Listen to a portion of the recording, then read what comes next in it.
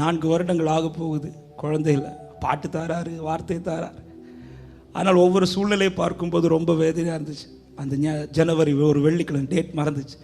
அந்த காலையில் ஏங்கினேன், ஏக்கம் இல்லை, பெருமூச்சு சத்தம் எப்படி கேட்டுச்சோ அதே போல் ஏங்கினேன். அப்போ தான் ஆண்டவர் பாட வச்சார், அற்புதம் செய்யுங்கப்பா எங்கள் வாழ்க்கையில்.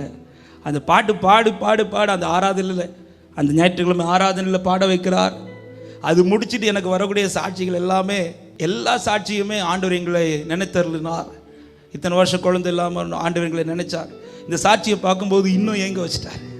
அப்பொழுது ஏங்கின ஒரு குழந்தை தாங்க ஆண்டவர், ஒரே ஒரு குழந்தை.